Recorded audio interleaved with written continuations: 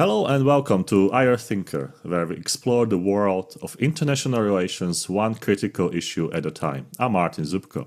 In this interview, we will explore the intellectual foundations and contemporary applications of the zone of peace as a concept and its contribution to international relations scholarship and also analytical relevance for understanding complex security challenges from regional integration in the global south, for instance, to conflicts like Israel-Gaza. I invited the author of this concept, Professor Arie Kacowicz. Hello? Hello, how are you? Nice to have this conversation with you from Jerusalem, Israel. Professor Kacowicz is a Chaim Weizmann Chair in International Relations at the Hebrew University of Jerusalem, faculty member since 1993. He is former chair of the Department of International Relations 2005-2008 and former president of the Israeli Association of International Studies between 2017 and 2021. His interests and research include alternative paths to resolve the Israeli-Palestinian conflict, relevance of the international society, international relations of Latin America, and globalization and IR theory. He's also focusing on the normative dimension in international relations and many issues which you can read about because Professor published many books and articles.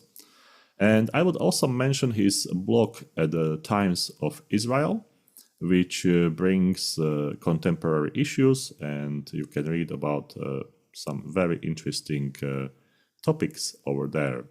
So let's start with the first question, and I would like to ask you about the intellectual and empirical puzzle as a first. What led you to conceptualize the zone of peace? How did your regional focus shape that theoretical direction of your work? And perhaps you can mention some important milestones when you were developing this theory or this concept.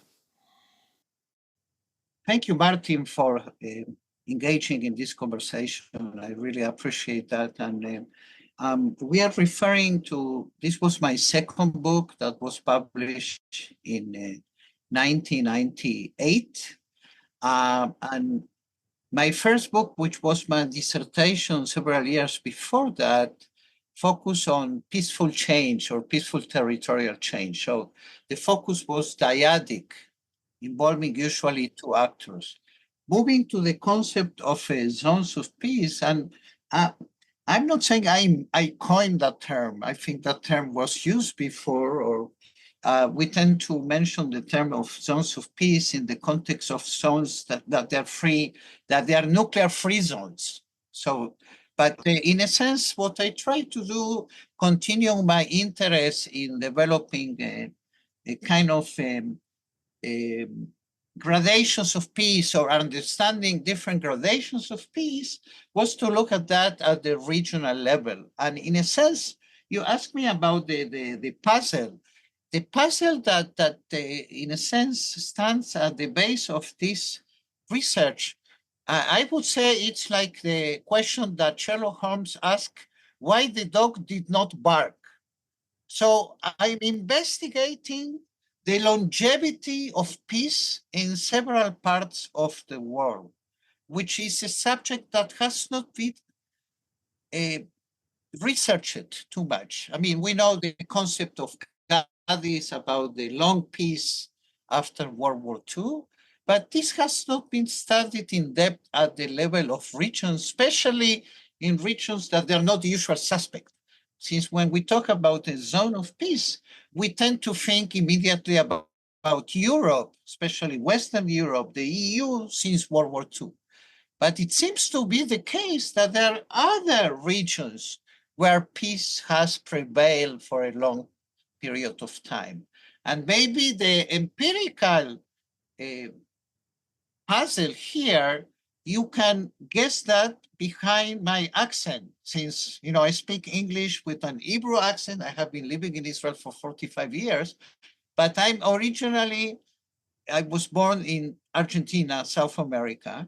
And the empirical puzzle that motivated this study was to try to understand the fact, which is not well known enough, that South America has been a zone of peace since the end of the 19th century, with a few exceptions. In other words, a region including 12 countries that where you have not seen international wars, almost none. And this is if you want, I would say that was the puzzle.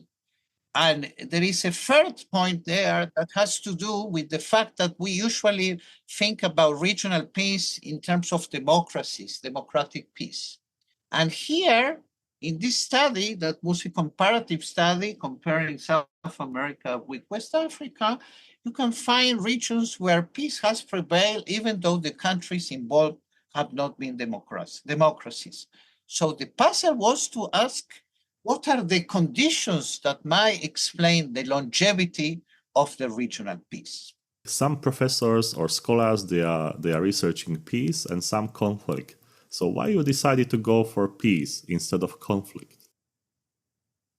Well, that's a very good question, especially, in country in Israel, you have too many experts on conflicts and war, and we are just a few scholars that we are experts on peace. Now, peace is actually the normal situation in the world. So as we will walk later on, the world virtually, we'll see that there are several regions of peace around the world. It's not just South America or Europe, right? So there is this emphasis upon conflict, but I think that it's also very important to understand the maintenance of peace, the longevity of peace. Now, I think that the problem here, and when you ask me, there are zones of conflict, there are zones of war. War and conflict, they are not identical because war is a violent manifestation of conflict.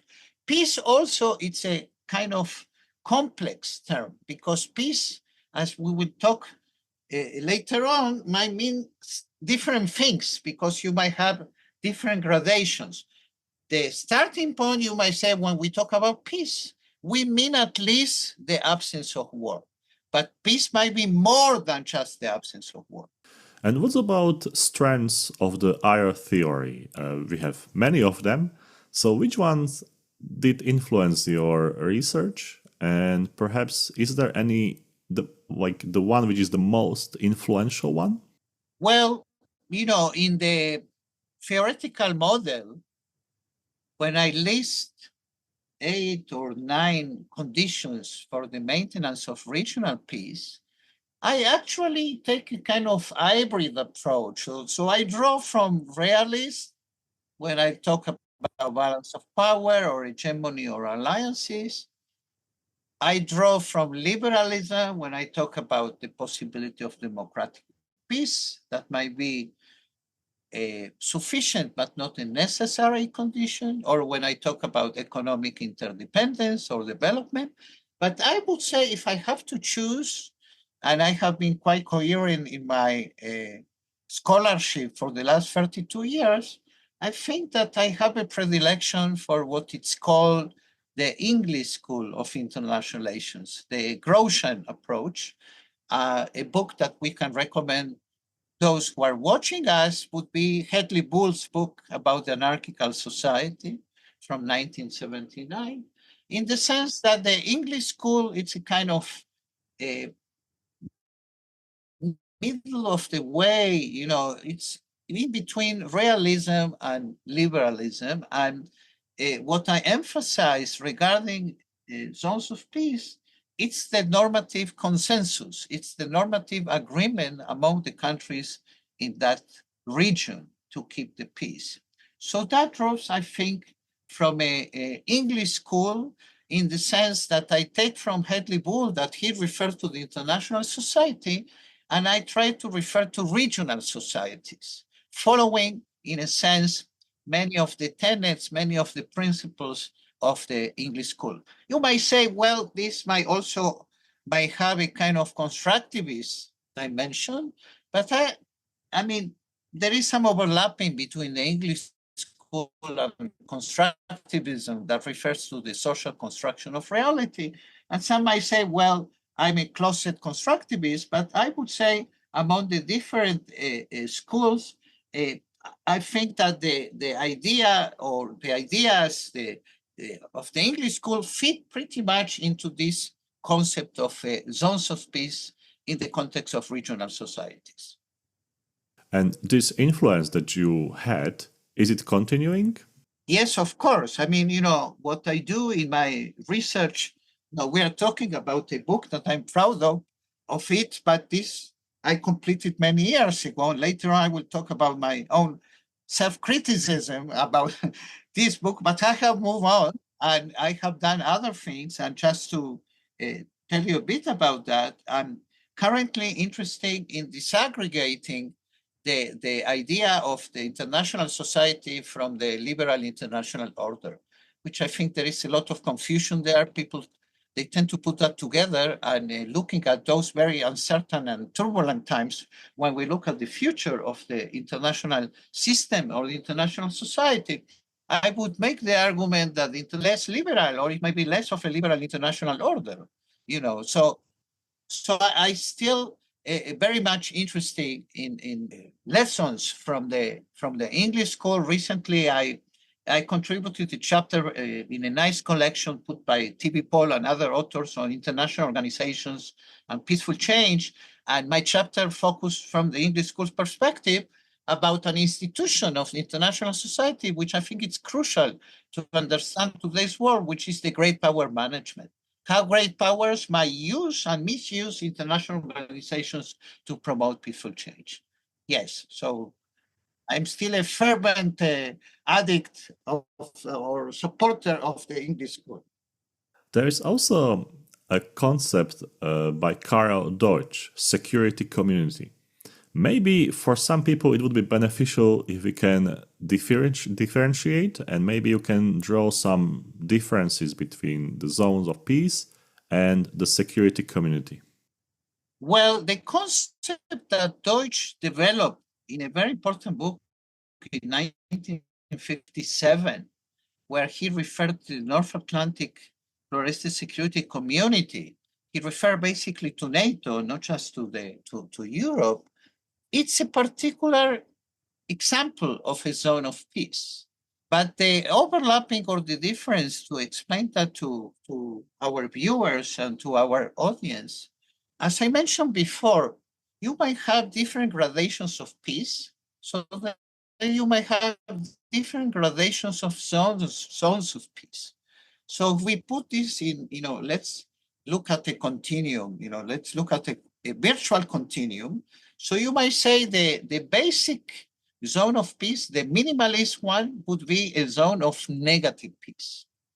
In a zone of negative peace, peace would be based upon a balance of power, upon a deterrence, upon third-party threats, etc. Now, you have peace, but peace might be precarious. I mean, you don't rule out completely the possibility of war.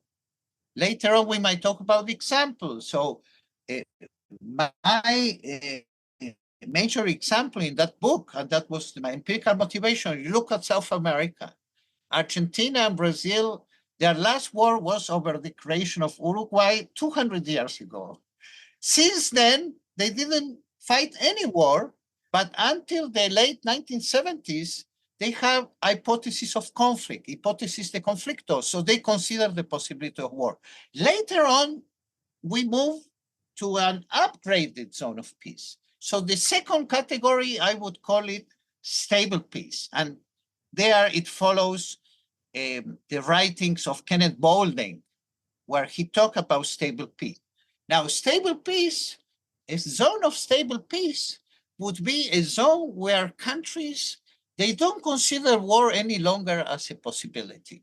They rule out the possibility of war. And there are many examples around the world. Today, South America relations between Argentina, Chile, Brazil, that's stable peace.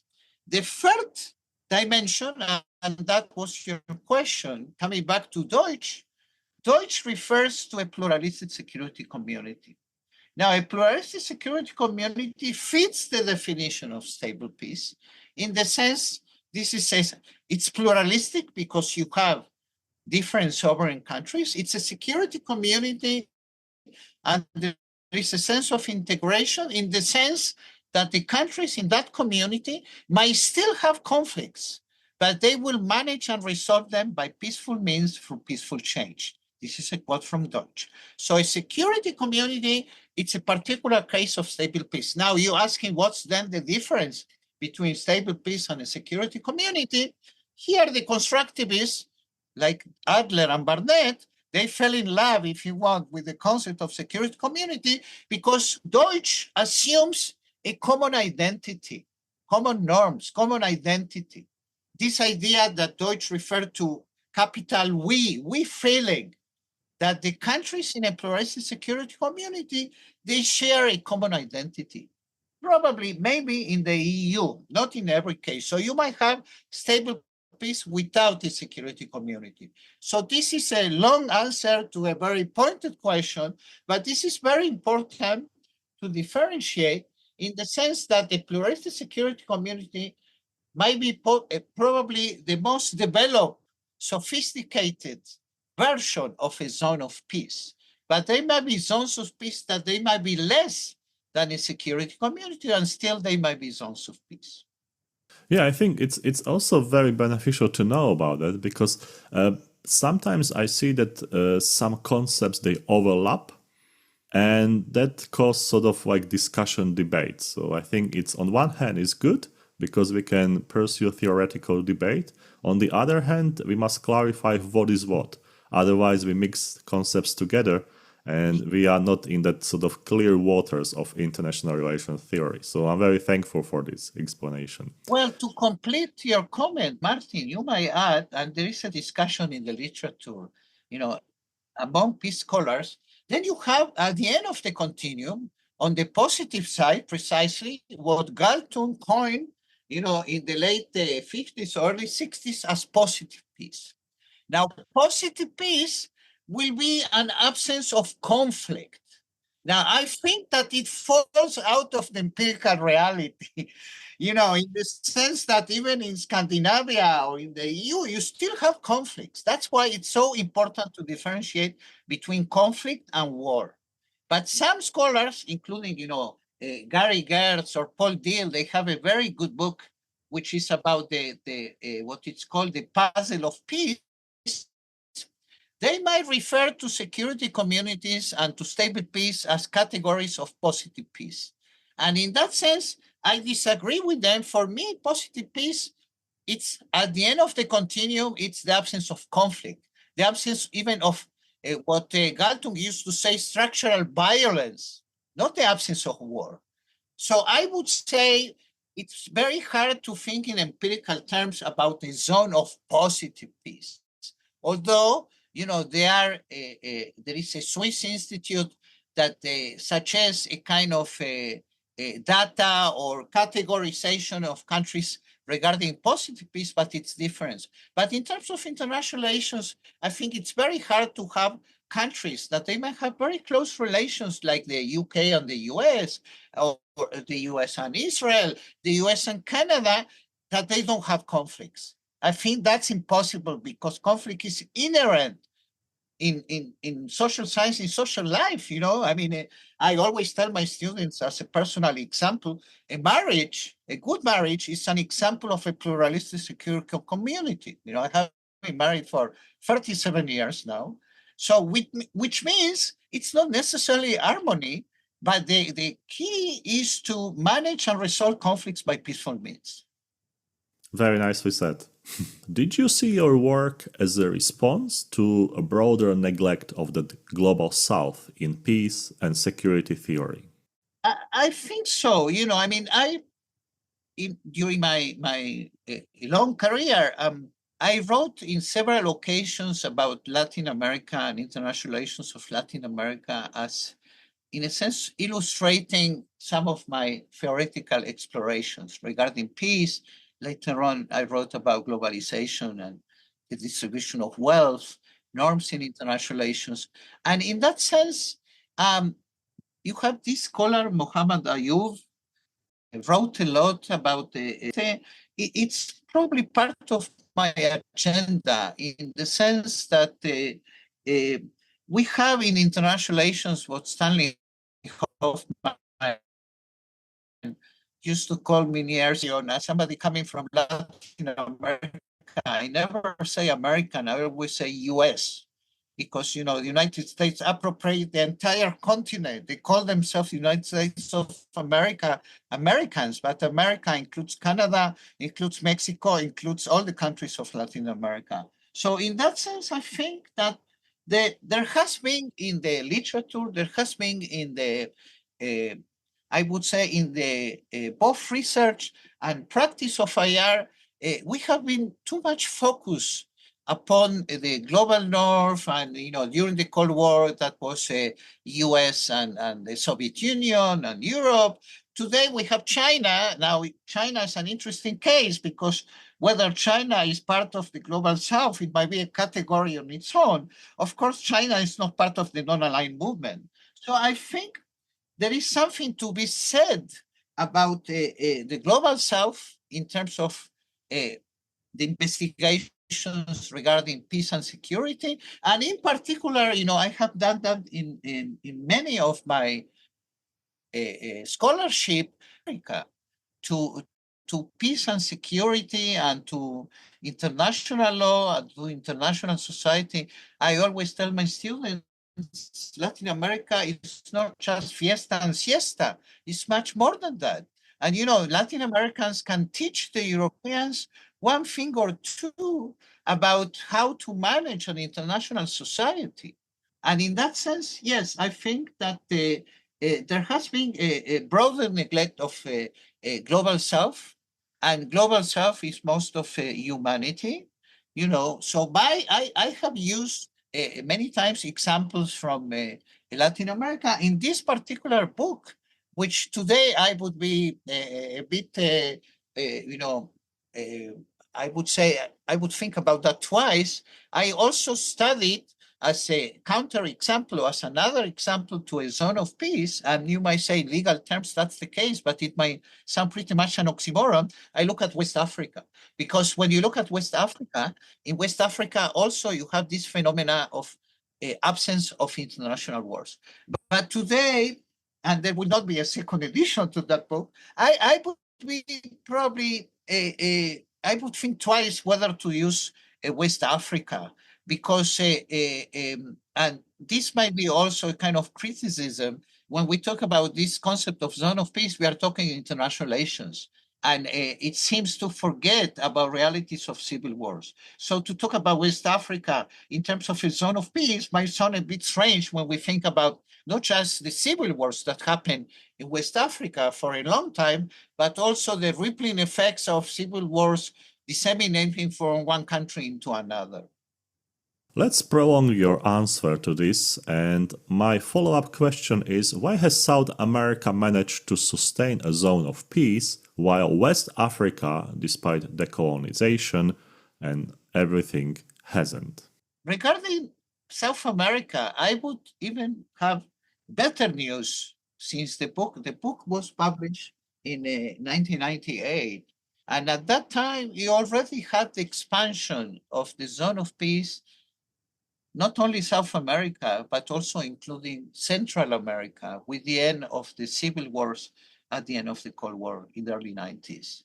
So you might say that the zone of peace in Latin America, it was originally in South America, just to tell you know, our viewers, our audience, in South America, since the Pacific War that ended in 1881, you only have you have the Chaco War, which was a difficult war in the 30s between Paraguay and Bolivia.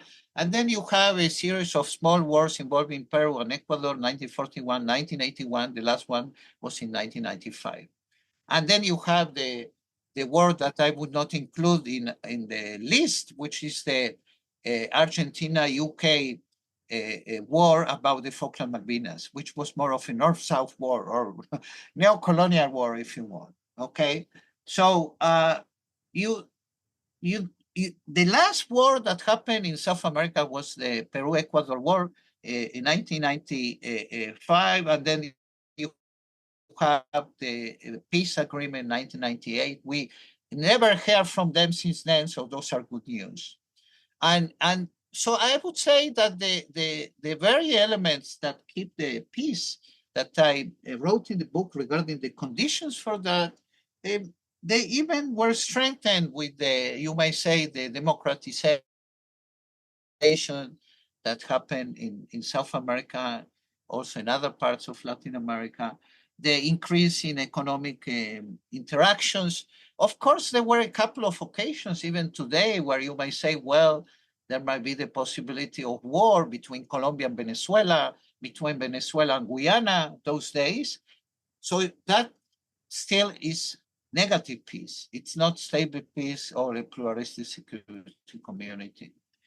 When we move to Africa, I would say in West Africa, we have seen, and that has stopped. Again, we don't hear much about West Africa those days. There are other areas in Central Africa, Congo, you still have the civil war going in there, or you have the areas of the Sahel, some of them might overlap with West Africa, where you have domestic conflicts, you have civil wars.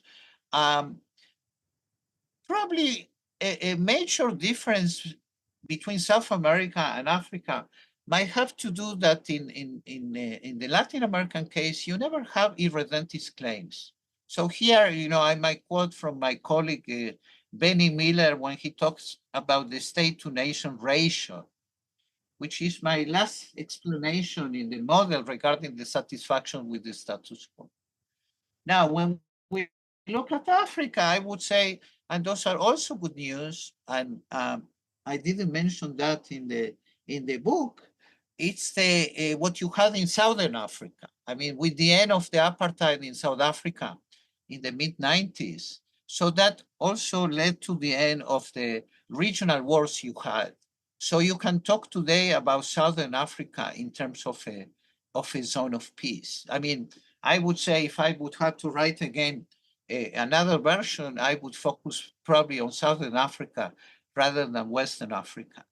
The problem as a criticism with both Latin America and Africa, and I'm saying that, and I have done work on that later on, is that I completely ignore, if you want, the unintended consequences of peace, in the negative unintended consequences.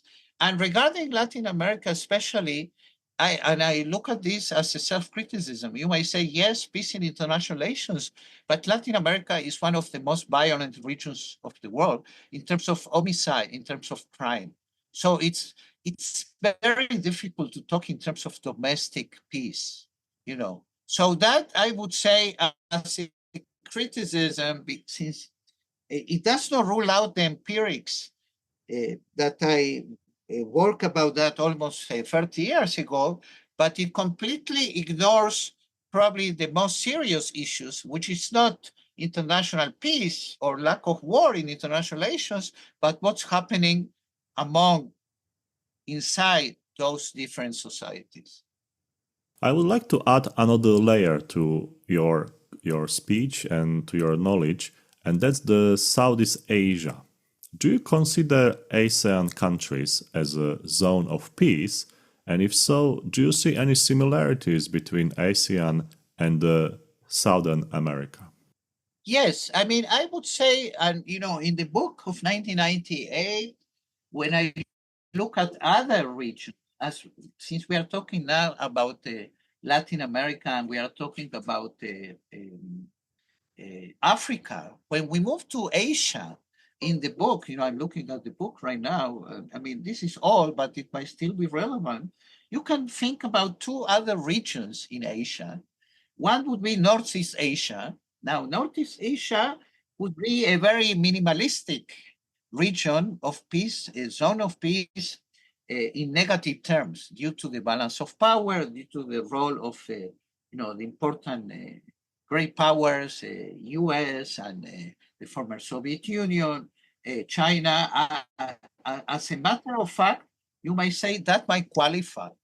But the most interesting case is Southeast Asia. And Southeast Asia, since the formation of ASEAN in 1967, and especially since the end of the Cambodia-Vietnam War in the early 90s, I think ASEAN indeed qualifies as a zone of peace. And some might make the argument, you have to interview somebody like Acharya, who knows about the area much more than I know, is the fact that you may say that it might be even an incipient or emerging or evolving pluralistic security community. And it's interesting because it's not the case, maybe today the situation is better. Indonesia, you might say it's a democracy, it's the largest country, the most important country in Southeast Asia. It's not that all the countries in ASEAN have been democracies, which proves the case that you can have a zone of peace without having democracies. But what is interesting in ASEAN, and that's why I'm quoting Acharya, since he referred to that, it's this concept of Asian values, values that refer to non-intervention, a peaceful settlement of disputes. So I think there is some similarity between ASEAN and the Latin American case. ASEAN also there, since you have very important countries in economic terms, you might bring elements of a kind of a Asian peace based on economy and development. So yes, I would say it is a zone of peace. It's another interesting case. It's probably much more interesting to refer to ASEAN than to refer to another region of peace that we have. You might say Oceania, Australasia, Australia, New Zealand, all the islands around, that you can say, well, the possibility of having a war among them, it's very difficult due to geopolitical reasons. Those are islands. ASEAN, it's an interesting case, and I think ASEAN proves many of the conditions that I referred that in the book, that I think it's still relevant. And ASEAN today, it's even more important than it was when I wrote this book, almost 30 years ago. I consider ASEAN as under-researched in many ways, because I think we can learn a lot from this institution or organization. And that would be my encouragement to research ASEAN much, much more deeply, because I think it has so much to offer. So that's my comment to your comment. Yes, and I can tell you, Martin, we are talking essentially about zones of peace, but since we are talking about many issues, I can tell you that my most recent book that I published with 3 former PhD students of mine, Daniel Weiner, Ezekiel Akowski, and Karen Sasson, it was about the unintended consequences of peace. And what we did in that book, you might say it's kind of a sequel to the Zones of Peace to some extent, because what we did, it's not an edited book, but we were investigating different regions of the world. So we look at the Americas, we look at North America. North America, it's another zone of peace. Since you might say, since the end of the Mexican War was a civil war that included US intervention there, but it has been a zone of peace for at least 100 years. But you might say it's not particularly interesting because you have the US and you have above the US Canada, below the US Mexico, and that's it, right? But in that book, what we try to do, we look at borders of peace, peaceful borders. So we look also at countries, but we look also at regions. And we look at the topic, which is very topical today in terms of security or security threats with these transnational criminal flows.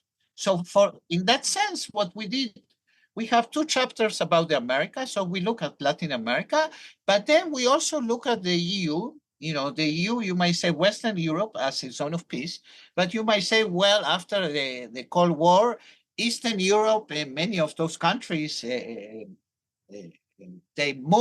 join the EU, right? That includes your country. So then you have the former Yugoslavia that became maybe another region of peace. I mean, the Balkans, right? And then in the Middle East, and we might talk later on in our conversation a bit about the Middle East, we look only at Israel and its relations with Egypt and Jordan as a triangle of peace. But then we look at Southern Africa. That's why, I learned a lot about Southern Africa. And Southern Africa, I would say, within Africa, if there is a zone of peace, I would refer essentially to Southern Africa. That might fit best the definition. And the last region that we look was, of course, ASEAN. And in ASEAN, it's interesting because you have I think, a pretty much developed region of peace, even a security community. But ASEAN, like many other regions that we investigate, it's pretty much affected by transnational criminal flows. You mentioned Middle East, and I would like to ask you about the Middle East from a different perspective. Can zones of war and conflict evolve into zones of peace? Well, that's the big question. It's not just a theoretical and normative question, it might be a practical question. Because we are touring the world in this conversation, Martin, without leaving our computers. That's the beauty of Zoom and of international relations. But when we look, okay, what we have left, we didn't talk about Central Asia. Maybe Central Asia might also be another new region of peace. So basically, we are not talking about South Asia. I mean, India and Pakistan, South Asia would be a zone of conflict. And of course, the Middle East. Now, within the Middle East, I would draw the distinction. If we talk about the Arab Middle East, for instance, you will find that there have not been many wars involving Arab countries. I mean, we have the Iraq-Kuwait War of 1990, right? If we talk about the Middle East, including the non-Arab countries, namely, Turkey and Iran and Israel, so, and looking at the horrible reality as we are talking of the ongoing war between Israel and Hamas in the Gaza Strip, of course, that would be an ultimate zone of conflict or zone of war. And when you ask, okay, how can we move from a zone of conflict to a zone of war, I think that's the $1 million answer. But I would say, in a sense, and I can tell you, you mentioned my blogs in the Times of Israel since October 2023, since the massacre perpetrated by Hamas that brought about this horrible war that has to end, and I can show you, this is my identification with the hostages. There are still 58 hostages in the Gaza Strip. I have become more of I would not say peace activist, but at least trying to be like now a kind of a public intellectual writing about those issues. So if I try to connect your question to the reality, I would say that the silver line or the hope when you look at the conditions, how to move from war to peace or how to end the war, it would probably be in the regional context. And by that, what I mean, and this is something that maybe many of our viewers and listeners, they are not aware of, is the fact, and this is a very important fact, that already 23 years ago, the Arab League, this was an initiative from Saudi Arabia, the Arab League adopted what is called the Arab Peace Initiative.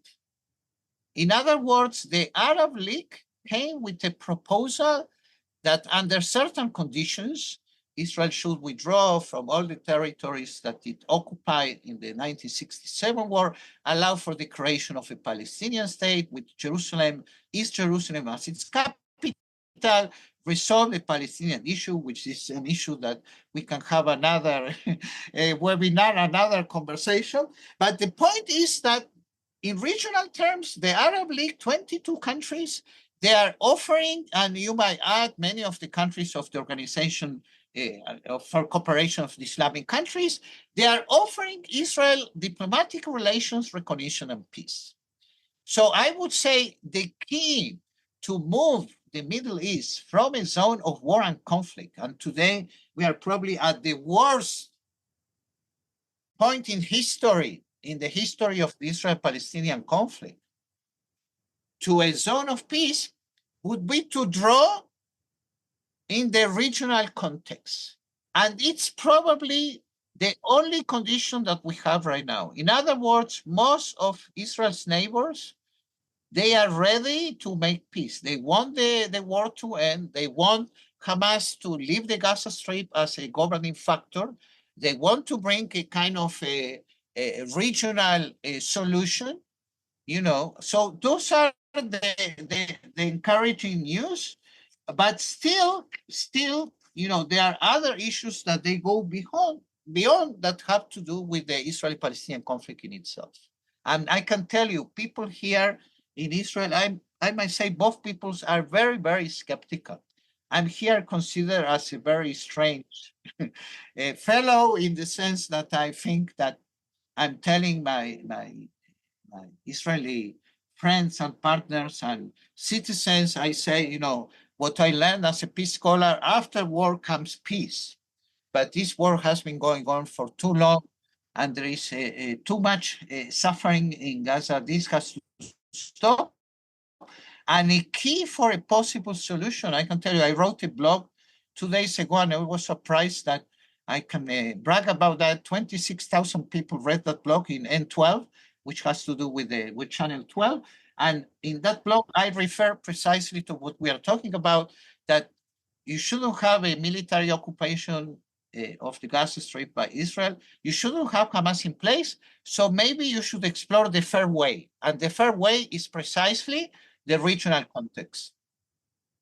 And also, if I may add one remark, is a sort of generalization in Gaza, because we are reading articles and we are watching documentaries where many people put all people in one category. So we are hearing like all people living in Gaza are terrorists. And I think this is a narrative that is like playing a role in going from the war to peace. Yes, well, that's part of the problem, because the Israel-Palestinian conflict is very, very complicated.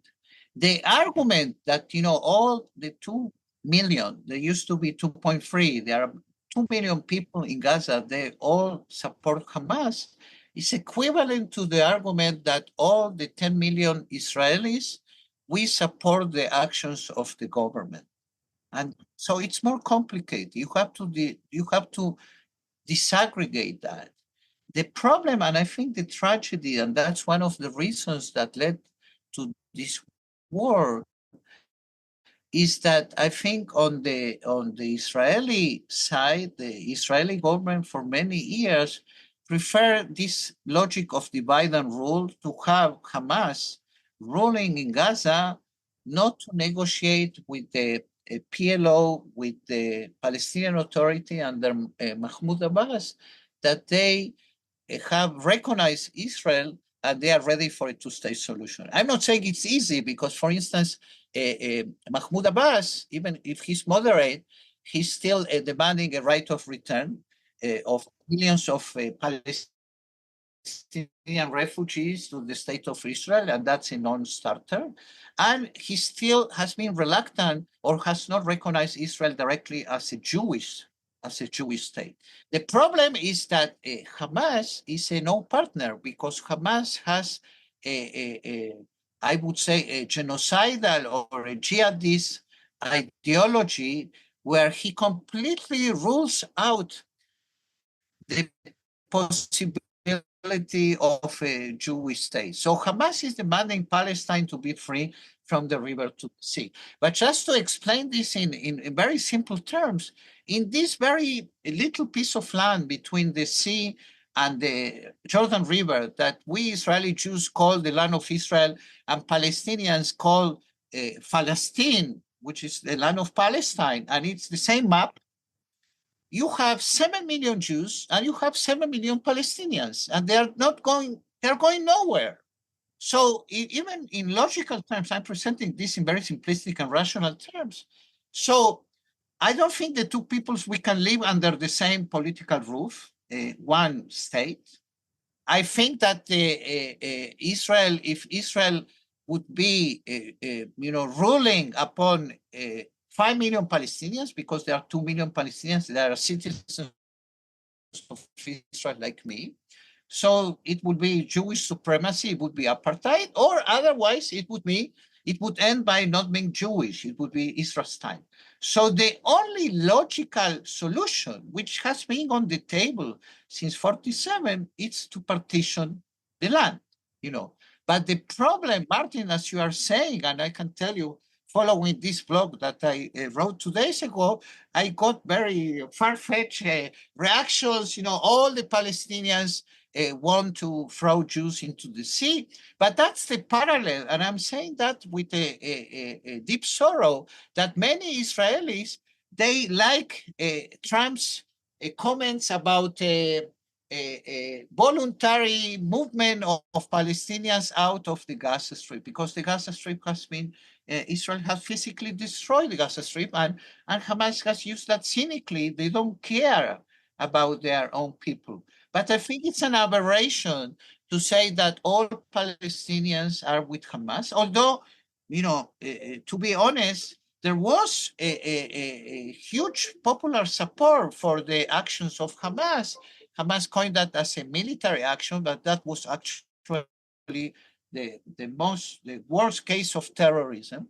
As there are many Israeli support in Israel for the ethnic cleansing, but I think that people we have to differentiate between a serious vision and fantasy. People are playing with fantasy. You know, I have many years ago, I had a very eminent prof of mine, Yoshafat Arkabi. During the Cold War, he taught us international relations, and he used to say, you know, in a sunny day, the US, the Americans would like to wake up without having Soviets and vice versa. But that's a fantasy. We have to be realistic. I mean, Jews, not Palestinians. So you have to find a solution. And the only way out of that might be linking to what we are talking here to the regional context. You know, so you have to actually peace between Israel and Palestine, or the creation of Palestinian state, should take place parallel to peace between Israel and the 22 countries of the Arab League. And then you can start having a zone of peace, although it would be very negative peace at the beginning. I have one question which is more sort of theoretical. And on one hand, we have the zone of peace as a concept. How can we use this concept as an analytical framework in contemporary world? You might have example of the Gaza, you might have example of, let's say, Taiwan or other parts of the world.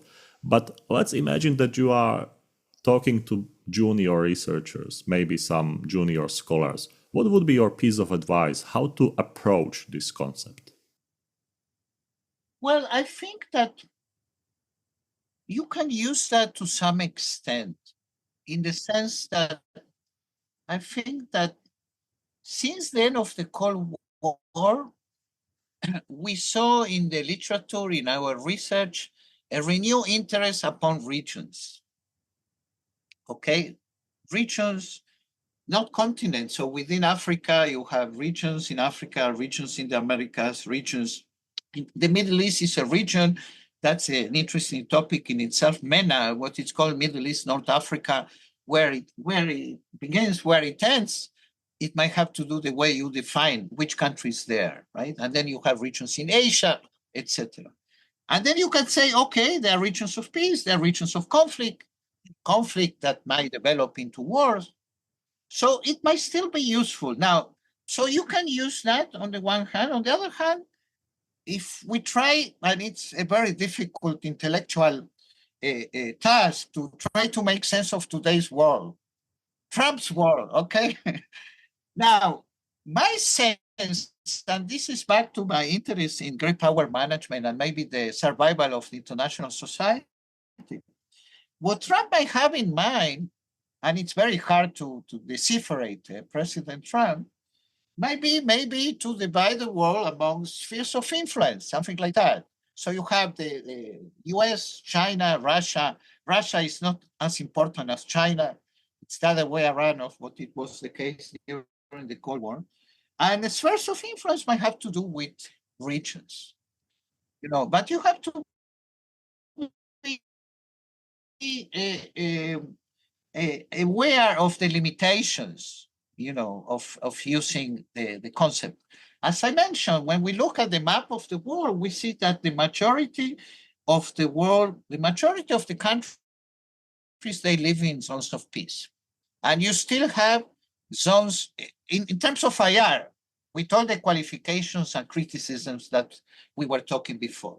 So then you have zones of conflict in South Asia, also as Northeast Asia. You brought now China, Taiwan. You might say it might be a very negative. It's a very, very volatile type of peace because China and Taiwan might escalate into an armed conflict. I think another element that I would bring to our discussion, and people are very critical of President Trump, what he's doing in the U.S. But there is one point that when I look as a peace scholar, that I find maybe something positive to say, and I think that's a fact, which is that President Trump might follow in this category of capitalist peace. I mean, in the sense that he seems to be, against or reluctant to engage in armed conflicts, and he prefers peace according to the old logic that peace is good for business, not war is good for business. So in that sense, maybe he might play a positive role in, ending the war in Gaza that has to end now, and maybe helping to end the war between Russia and Ukraine, which is a very difficult issue that we have not talked much about that, and maybe avoiding a war in East Asia. China invading Taiwan would say it's not an international war because in legal terms, Taiwan belongs to China. So I think this is a concept that might still have some use as we were talking with the end of the Cold War and the dissolution of the Soviet Union. Maybe we can talk about Central Asia as another possible zone of peace. Now, the question in Europe, it's a zone of peace, but with the war between Ukraine and Russia, this is happening in Europe. It's not in the EU, but it's at the doors of the EU. It's not far. You are telling me you are 70 kilometers from, from the border with Ukraine. So that might pose a threat to that zone of peace. So I'm biased since I'm a peace scholar. I think that we should study more peace, although as Kenneth Boulding used to say, it's less romantic, it's kind of boring. There's an economic logic in understanding peace. But I think, I like the project, and I can tell you when I engaged in that project, I was warned by senior colleagues that I'm looking again at the non-phenomenon, which is the dog that did not bark. And if we have a couple of minutes and we have a younger colleagues that they're watching us, I would also encourage people also to look not just at the usual suspects, the crisis, the wars, but sometimes to ask the question about a continuity or lack of change or things that did not happen. And the fact that you have long periods of peace, that's something that it's worth studying about that. And I can tell you, and I can brag about that in my native country, in Argentina, in Latin America, they are more familiar with that reading of the long South American peace. As I mentioned, I was not the only one that wrote about that, but I started a wave, just to give an example, when I was writing this book, you have a very senior, eminent scholar of international relations, Kalevi Holsti. And Carl Holsti has a wonderful book, which is paraphrasing what's called Wars, States War and the State of War. And Holsti, in his book, has a chapter also about the anomaly of the South American peace. his argument has to do with strong and weak states, which in a sense answer your question why in South America or in South America especially, you have the longevity of peace because states are pretty much legitimate. They are not questioned. Even when the Zapatistas had this rebellion in Mexico in the 90s, they were not asking for secession. So it's very different from Europe or from Africa or from the Middle East, you know. So I think that being interesting in explaining why peace has been maintained, I think it's a relevant question. Yes, and I think it also push you to research even more because, for instance, in the European Union we have many conflicts that are not happening, but they are still there. For instance, there is a question of Cyprus. There is a Yes. question in Spain, Yes. Basque, Northern Ireland. We have Yes. we have Kosovo, and we have more those little details that might anytime maybe transfer to possible conflicts. So I think, as you said, we research, and then the research pushes you to research even more. So that's the beauty of IR. Not only that, I would say that there is a comparative dimension. I quote before in our conversation my late professor Yoshafat Arkabi, and he used to say, if you want to understand the Arab-Israeli conflict, you should try to look at other conflicts for the sake of comparison. So today, for instance, in Israel, I think that we can learn from what happened in the former Yugoslavia, and even how the war, how the war ended with Dayton. And Dayton is not perfect in 1995, but you have this strange state, Bosnia-Herzegovina, with free presidents and free ethnic communities. But as far as I know, nobody has been killed since then. And for me, I'm a minimalist. I think those are good news. What happened in Northern Ireland? It's not that suddenly peace broke out and you have love between Catholics and Protestants in Northern Ireland. But as far as I know, nobody was killed since 1998. And now Cyprus is a fascinating case because it's the case where they have not resolved the conflict. But and you have there, you have there a Greenland, you have there the UN, you have there two communities, you have there a kind of a occupied this Turkish Northern Cyprus Republic. But what is interesting is that, in a sense, you have conflict management there, right? So those are places where we Israelis and Palestinians here in the Middle East, we should learn, because I always say that wars are not natural disasters, are social phenomena. And I think the best example, Martin, if we look at the longue durée, is looking at your continent. I mean, come on. I'm telling my students, it's not that suddenly French and German, they love each other, or British and French, they love each other. But the possibility of having a war among the UK, France, and Germany, it's nonsense. So, and this is after years and centuries and millions of people that they kill each other. The last question for today's interview. How do you see authoritarian states and the zone of peace? What is the role of those entities in the world of contemporary geopolitics? Well, today people focus, and I have a bright younger colleague, Dr. Daniel Weiner, who is an expert on what is called populism. Because usually the reference is to populists, populists from the right, populists from the left.